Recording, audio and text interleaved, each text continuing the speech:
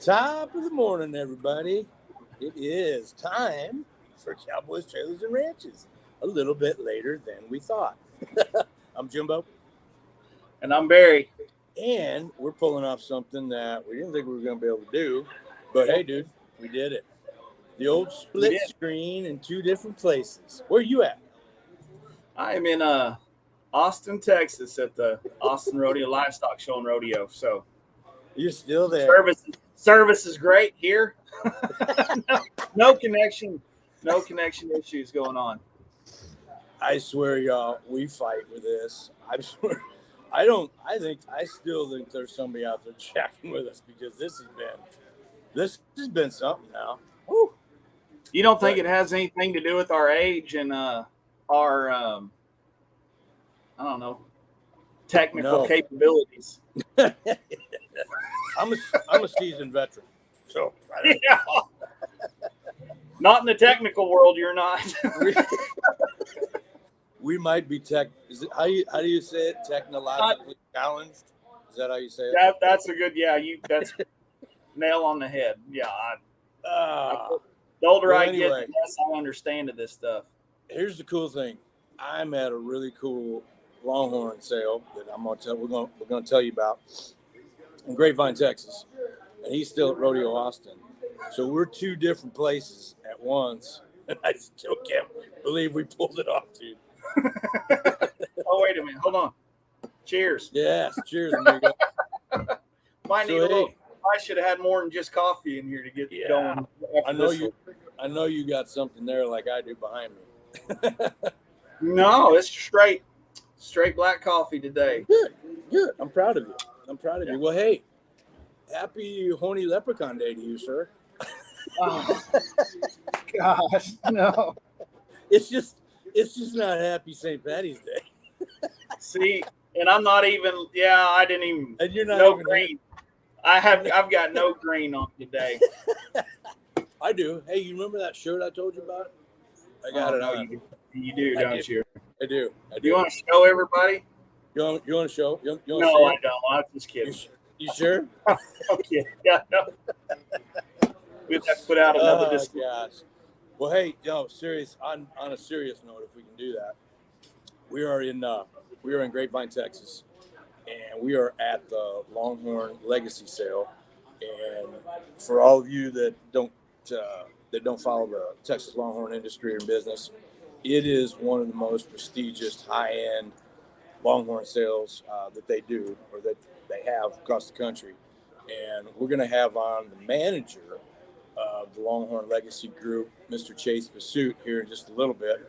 And he is going to tell you about the Longhorn industry, the breed, his sale company, what it entails to put together a sale, number one, and not to mention a really prestigious sale like this one. So yeah, we're looking forward to it. So anyway, hey, so I don't know about you, dude, but last night was pretty cool. A couple things happened to CTR that may not be a big deal to y'all, but for this little old podcast, it's pretty big deal. What do you think, dude? It was. Yeah. I was a little surprised by it. That's for sure. So I was sitting in the bar. Imagine that. And I got the news, and I'm like, "Holy cow! Pendleton whiskey, really?" And that's kind of been our goal, really. I mean, we're not done yet, but that's a good start. No, I like that. Last night, and then the other one. Go ahead. What? No, the your favorite deal, Swanky Badger also. Yeah. Yes. So last night, our genius of a social media director, Jess Hansen, who has absolutely just worked her tail off and being consistent paid off, because last night we got on Pendleton Whiskey's Instagram page, like their main page, and then we also got on Swanky Badger. So yeah, we got on their page also, and you know what? I mean, like I said, kudos to her, dude, because she's been instrumental in doing that. She's been doing a great job. I mean, I know. So once again, all those reels and videos that y'all seen and liked, that's Jess Hansen, and Yeah. she's the reason now Pendleton Whiskey might be giving us a little love, which we've always given them love. For a long time. A long time and a lot of dollars. Yes. So with that being said, hats off to Rodeo Rigs in Montana. Hats off to Ranch, Texas. We're in the house up here. That's the reason we're up here. We've got a little booth right behind me for the Longhorn sale. So hats off to Ranch, Texas. Go to ranchtexas.com. Website is killer. All our listings are on there. Got some really cool ranches, generational ranches for sale in Salado, Liberty Hill, Mason. So y'all go check it out. Swanky Badger. God bless you once again for your page, getting us on your page. Pendleton Whiskey, gosh, I hope you're coming on as a sponsor because, man, I'll tell you what, it's looking good. It's looking good.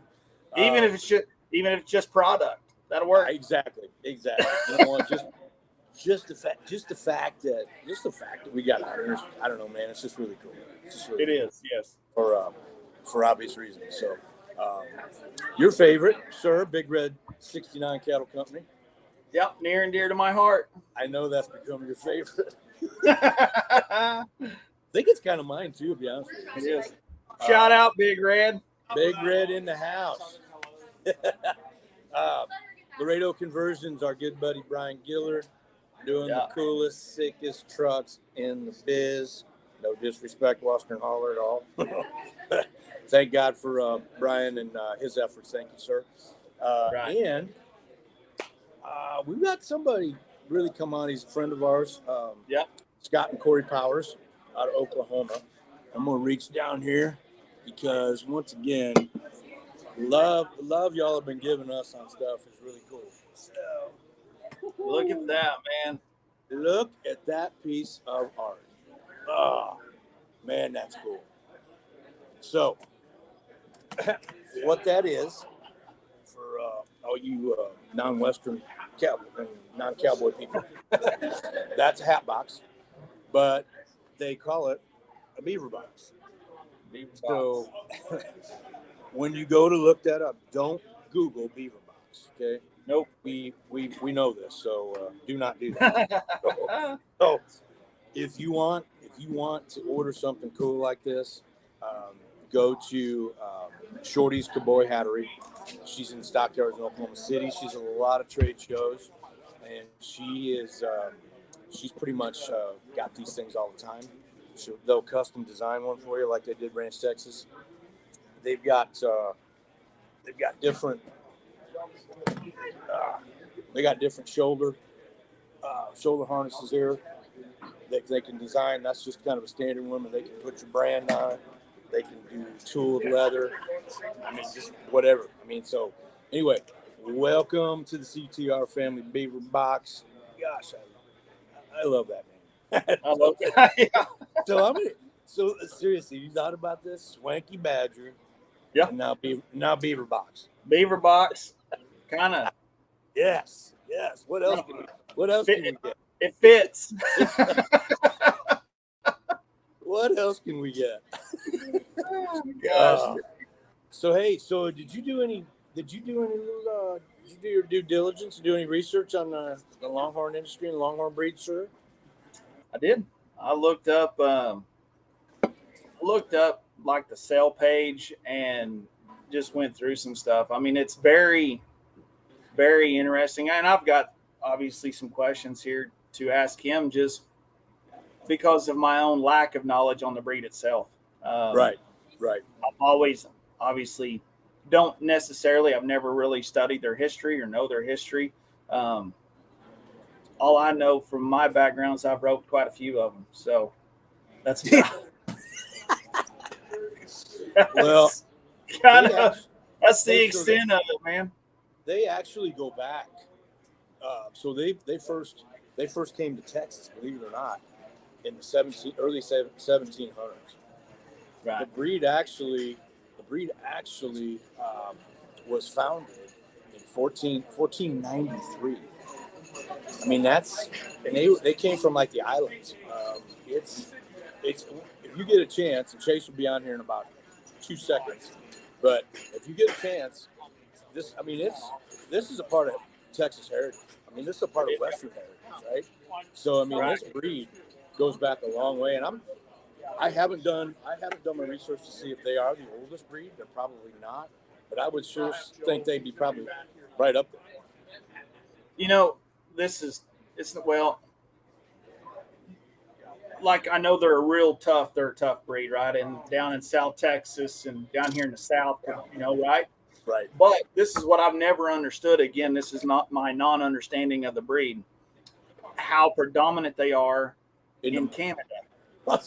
In Canada, and that's all we worked up there. I know, and the North. Let's just say the North. Say the Northwest, right? Right. So you got Montana, Wyoming, the Dakotas. I mean, you'd be surprised how many Longhorn cattle run up there, and you'd be like, how in the heck they're a southern breed, right? Right. And these I think the Longhorn breed may be one of the toughest breeds of cattle or animals on the planet, actually, because they can withstand eating rocks. I mean, they can stand without without water. I mean, I saw that. Yeah, they can go several days with water. It's pretty wild, man. Right on. So he's a busy man. So I really give him a lot of kudos, and we appreciate him giving his time. So at this time, we're going to introduce the man that put all this together, where I'm at right now, and we're going to bring on Mr. Chase Vasut in the house. There's a red carpet. Beautiful. Morning, sir. Good morning. That's my buddy Barry on the other end. How are you? Hey, doing good, man. Chase, thanks for joining us today. Oh, absolutely. I appreciate y'all having me on. This is way cool. And so y'all know this was last minute. So I mean, Chase and I just met each other last night for the first time. We've been on the phone yakking back and forth. And Barry and I are like, you know what? Let's try to do this 2 places, because we were going to be here anyway with a booth. So we're like, you really think we're going to be able to pull this off with two cats in 2 different places? Thriving chaos. You don't understand me. We are like technologically challenged to the max. So this is a big deal. This is a big deal. So anyway, Chase, tell us about yourself. Tell us about how you grew up, and then lead into your business. Sure. So Chase Vasut, I grew up just west of Austin, down there in Texas. I guess Texas is Texas podcast. National.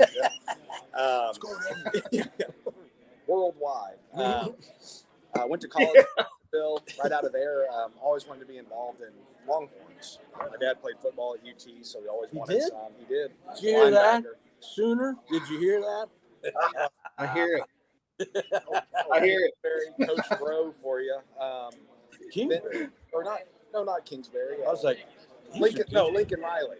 Lincoln Oh, Riley. yeah. Rubbing that in a little bit. You love him, don't you? But so from there, got not a fan favorite.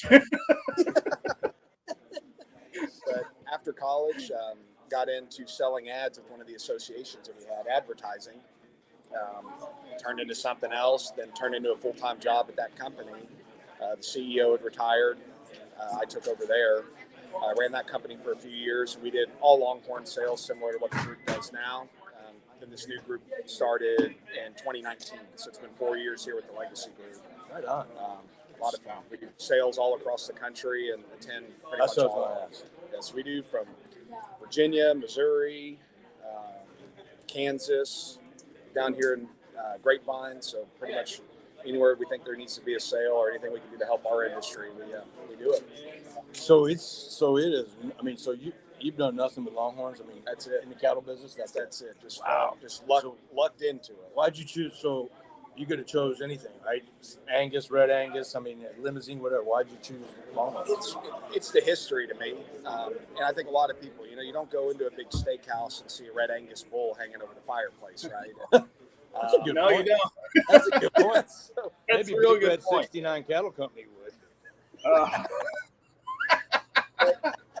there's just such, the Longhorns were the first cash crop of Texas during the Civil War. They would ship in for beef, and the old cattle drives. It's just the Western heritage of them.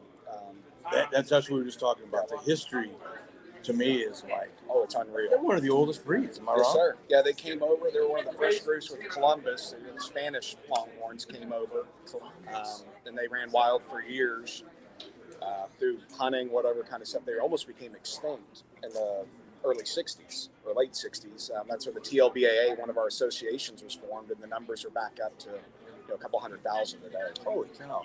I didn't know the TLBA was instrumental in that. Yeah, when the breed registry was founded.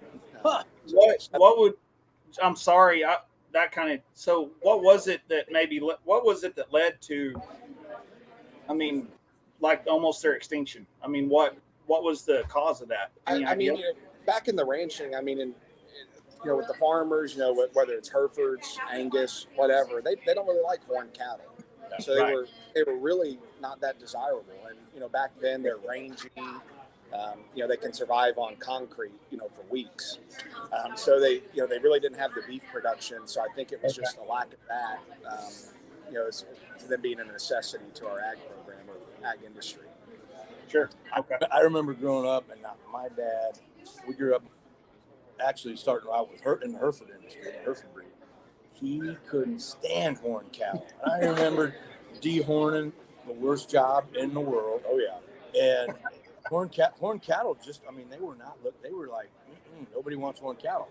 Here comes the Texas Longhorns, and correct me if I'm wrong, they're judged tip to tip, Barry Burt. Tip to tip. And 90 inches or larger, correct? 90. I mean, we've got some now. 10 years ago when I was into the breed, there's one 90-inch cow. Now, probably 100 of them. We're selling a 100-inch cow this weekend. She's 105. The steers go up to 120, 30, 40 inches. So it's come a long way in our breed. Wow, that's so cool. There's some monsters. That's so cool. And I've got a chance to go to a couple of these sales, and I'll tell you what, I mean, here's the thing, and I'm going to ask Chase this. There's a lot of naysayers out there that don't think that Longhorn beef is any good. It can stay up there with the Angus beef or even the Wagyus. So that's one of my questions to you, sir. Is there, number one, how good is Longhorn beef? Number two, are they making a new push to market that beef a little bit? Absolutely. The beef, it's amazing. It's a lot leaner than you would get with Angus or Wagyu. The studies they did at A&M, the cholesterol's lower, the fat's lower, so it's really a heart-healthy option. As guys get older and all that, they have heart issues. It's either tofu or, they can't eat meat anymore. So the Longhorn, there's been a big push there. It's heart-healthy, really lean. You yield a little bit more off of them. And as far as growing them out for beef production, is you can daily rate of gain, all that. You'll get a lot more out of Longhorns than you will raising up an Angus. Yeah, I mean, really, you'll get a little bit more for them. That's good. That's good stuff. Price is steak, but your input cost is so much lower to get them where they need to be. Because that's what I was going to ask. Was the price? Well, that was another thing. Is like the price wise, as far as like a steak versus a Angus or a Longhorn. Like, what would the price difference be as far as that on the price of the meat? Man, it really depends. If we're down in cattle country, everybody wants an Angus steak. I'm around Austin, so the Longhorn could actually sell higher with the health conscious people that we have, and right. And all. Okay. So it's kind of a specialty, almost like buffalo, that kind of stuff. So, okay, the more scarce it is, I guess, the more valuable. So you think and believe, and your numbers show where Longhorn beef is actually leaner. It is. Than Wagyu. There you go. I hope there's a ton of people watching, and a lot of breeders that are naysayers against Longhorns take that to heart. Yep. I love that. Unfortunately, the study was done at A&M, so who knows? But I was wanting to bring that up. Yeah, there, Longhorn. Study STUDEE. That's how it's official. Giving A&M a shout out. That's good. Yeah, absolutely. It's better than giving the Sooners a shout out. Oh. Man. So, with all this being said, where do you think the future of the Longhorn industry is going? I mean, obviously in a good way, but where do you think some of the high points are going to be? It's thriving. You know, they're such a versatile breed. So if you want something pretty to look at, you know, a lot of people get in just for their ag exemption. They don't want to look at a bunch of black cows, something colorful. You know, the Cattleman Congress show, I think that's the biggest cattle show. It is. Now it is. Yeah. And the Longhorns are represented very well. So I think with the way the associations are working and how these sales are doing, and you know, stuff like this podcast, getting the info out, I can see it very soon being a contender for one of the top breeds. You know, not only in the United States but the world. That was going to be my next question. What do you have to say to all the naysayers that they're nothing but lawn ornaments, right? Barry Berg, how many times? We've all heard it, right? You bought some lawn ornaments. Did you pasture ornaments? Yeah. Pasture I mean, ornaments. because of my lack of education on the breed itself, I mean, that's really what I knew that they were tough. Like I told Jim earlier, I've roped a bunch of them. But as far as out in the pasture, you know, it's a yard. Like, that's what when I live in Texas now, and that's what I think of. It's man, it's something to look pretty out in front of your place on the highway. I mean, hey, you ain't roped a 90-inch tip to tip. I have not, but I would dang sure like to get to. I'd like to try. I can tell you. I mean, the naysayers, we get a lot, even here at the Embassy Suites. It's spring break, so there's people walking around. But if you look at what just our breed can offer in comparison, I mean, if cows are taken care of, they'll live well into their 20s, calving every year. You know, as far as, you know, like with Herefords, you have to deal with pink eye and all that. They're really disease resistant. So they're a low cost to operate them. You know, obviously, they're not as big as the Angus, so you can, you know, raise more per acre or whatever your grazing ratios are. But low birth weights. Yep, low birth weights. So we've got a lot of guys that'll breed them to Angus bulls. They'll get commercial Longhorn cows, breed them. They most of the time come out solid black and polled, and so they're just such a versatile breed. So to the naysayers, it's you know, once they get some, they realize how cool they are. Hey, tell him about your buddy. Right. So the other day. I was telling Jim the other day. So there's a real good friend of mine up in Buffalo, Oklahoma, raises a bunch of cattle up there, and I used to day work for him. He's one of my good friends, and all his Angus heifers, he's got a solid black Longhorn bull that he puts on them for their first calves, and most of them, 90% of them, are solid black. Yep. And so, I mean, there wouldn't be. Yes, and that's when I asked him. I said, "Why are you doing this?" He said, "Well, because they're so much smaller. It's easier on those heifers, on the size of them when they, you know, it just makes it easier for their first time breeding." Absolutely. And so that's pretty cool. I haven't seen a solid black Longhorn. That'd be cool. That'd be pretty sick. That'd be cool. Yeah, we got one out there. He had a bunch. She just showed up. Really? We'll have to go look at it. No, nice. So that's what I was gonna say. Tell everybody about this sale, because this is like the World Series of Longhorns, right? I mean, it is. So it's the legacy sale. So it's been around. I think it's going on like its 25th year. You know, Red McCombs took apart in one of the early ones down there. We had a few other guys take it over, and it's changed hands a few years. But this sale has kind of been the staple of, you know, we want the best of the best. So we have cattle coming from Massachusetts to Oregon, down almost to Mexico, that are going to be here this weekend. Wow, that's amazing. It brings the best to town. So what was your high selling lot last year? Last year was $210,000. Boom shakalaka for a long. Giddy up. We had a few others touch six figures. The highest seller we've had here at the sale was in 2017. That was $380,000. Holy smokes! Oh, hammered down. Nice. So that sale averaged what last year? Like what, 25? Yeah, 26. Right at 26. So a good year for this sales if we're up, you know, 22 to 25,000. Yeah, but we're pretty close to that every year. About a $20,000 a head average. Pretty impressive. Barry Burke, don't worry about you. I got you covered, dude. I already got you a buyer's number. So I got you. if you As long as remember it's my yesterday, number, you're not going to have any problem throwing your hand up. I can tell you. You kind of know how I am at sales. Yes. And I want to make sure. I want to ask Vanessa if it's okay if you have your own buyer number. I mean, even look at y'all's sign. You got Longhorns on it. It'd be cool to have a real one. See? There. See? You see the horn. I see a trailer coming to Kingsbury, Texas on Sunday. I've got room for them. Yeah, you do. I got you. Yeah. So with that being said, all right, so I kind of prepped everybody about what it takes to put on a sale. I mean, because it's not easy. No, it's, like we talked earlier, just thriving under chaos. We've got a great group of owners of this. It's the Longhorn Legacy Group who puts this on. So a great group there, very supportive. But I mean, I was here Tuesday starting to set up pins. We've got the sale ring inside, so it's just every little Which thing. is way cool. Inside a hotel, y'all. Yeah, running through the kitchen into the ballroom. Freaking love it. And Love it.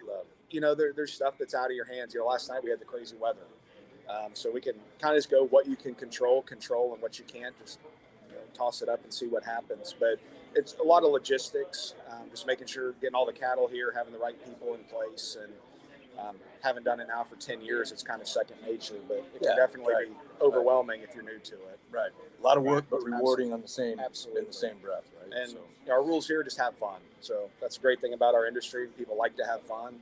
So when you walk into that room and there's 500 people there, it's just electric energy, and everybody's just having a great time. So that's our goal every year: is have fun, and the rest falls in place. There might have been a little Pendleton whiskey going around last night. I'm just saying. No. So, We just add Pendleton. Surely not. 4 hours. We had a 4-hour sale last year. The bar tab at the hotel was $16,000 in 4 hours. Oh, So they to say they were dehydrated to start. Yeah, oh man, it was a party. Barry Burke, I think that would beat my old Frontier record. You think? That's keeping it Western. Yeah, that's keeping it Western for sure. God bless you, man. Love you. All right, so so we got. Go ahead, man. Go. No, go ahead. You're good. I was just going. Our new question we've come up with everybody. Okay. For everybody. So if you were to do one thing in our industry to keep it Western, what would it be? Did I not give you that one? We got we got him on that one, didn't we? Stump See, the master. Stump the I master. feel like they didn't cover that where he went to school. No, yeah. Carlton on the boss. Dang, dude. He just burned it. To keep it Western. That's our thing, man. I mean, this is all our thing about keeping it Western, right? Exposing our industry to everybody, shedding light on it. I would absolutely eliminate all electric vehicles. Oh, love it. That's one thing. Go back and take all the DEF fluid out of diesel trucks. Yes. I love that answer. That's that I hate that more than anything is having to put DEF in my There ain't no gooseneck behind a Tesla, y'all. No. Oh, man. Sorry, Elon. No. Yeah. Sorry. And I like that, Chase. That was good. I love that. Yeah, that might be the best one you got there. Might be. So, you got anything more for Mr. Chase? Man, I don't. I know that's what I was hoping. Like, just for the overall education of the Longhorn breed, man, this is great. And what you're doing is great for us, lack of a better term on myself here, us dumbasses when it comes to the Longhorn breed. No. And bringing awareness to it, man, I think it's an amazing thing, because it's doing this and getting this interview set up with you has really educated me personally.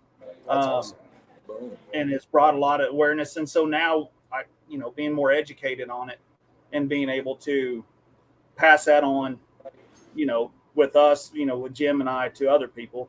But it's been amazing having you on, man. I really appreciate you taking the time because I know that's a lot of work. What you're doing. Absolutely. And he's busy, right? I mean, because this is a big Yeah. deal. This is a big deal. I mean, in between sips of Pendleton, he's busy. Yeah. Priorities. But hey, I mean, the Texas, everybody, all of us being from Texas, the Texas heritage that breed brings. I mean, you can't live in this state unless you like what's behind us and those tip to tip horns, right? I mean, Tip to tip. it's iconic. Absolutely. It's iconic. It's iconic.